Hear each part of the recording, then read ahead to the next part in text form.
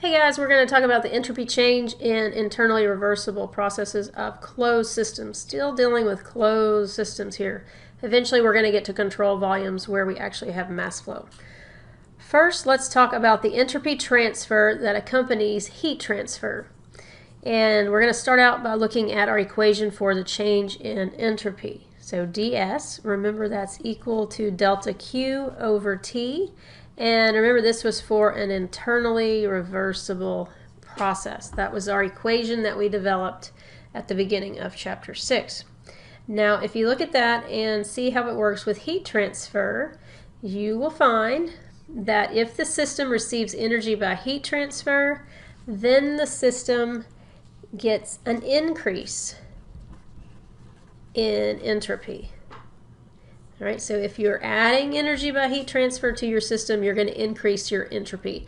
And that kind of makes sense because if you think about really hot particles, they're going to move around a lot. You're going to have more disorder. All right, so you get an increase there. Now, if you have energy removed by heat transfer from your system, then you're going to have a decrease in entropy. Okay, so that's how heat transfer and entropy transfer go together. All right, so if you're gaining energy by heat, you're going to increase entropy. Otherwise, you're going to decrease. Now, entropy remains constant in an adiabatic and internally reversible process. All right. Now remember what adiabatic means. That means no heat transfer. Okay, so it makes sense that it would remain constant here because if there's no energy being transferred due to heat, then there would not be the reciprocal entropy transfer. So entropy is going to be constant if we have an adiabatic process. It's also going to be internally reversible because that's what we're dealing with our entropy. All right, so keep that in mind. Now we've got a special term for this. That's going to be an isentropic process. If you hear the term isentropic process, what they're referring to is that we have a constant entropy process. All right, so you're not adding or removing entropy. And remember, we're going to have adiabatic and it's going to be reversible.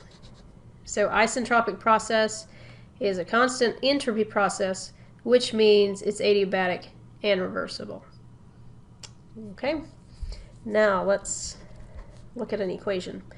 So if we have delta Q and say that that's equal to T ds, where this is a large S, we can integrate both sides. Go from state 1 to state 2 on both sides. And if you integrate that, remember this is an internally reversible process that we're talking about. So we can say Q for the internally reversible process is going to equal the integral from 1 to 2 of T ds. And actually, let's take these limits off of here. That'll make more sense. Okay, so now we've got this equation.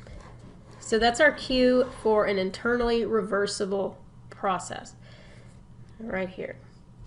And this is going to give us the energy transfer by heat to a closed system. Key here is closed system. Like I said, we'll add mass flow soon enough.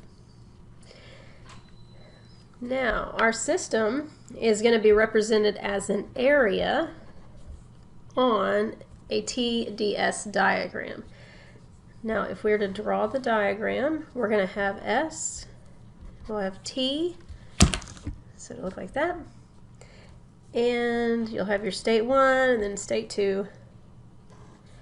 So let's say it looks something like that. So you're going to have an area below this line that connects 1 and 2. Okay?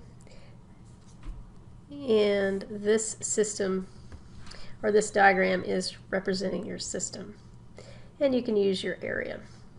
So T needs to be in an absolute temperature scale, so it needs to be in Kelvin or degree Rankine.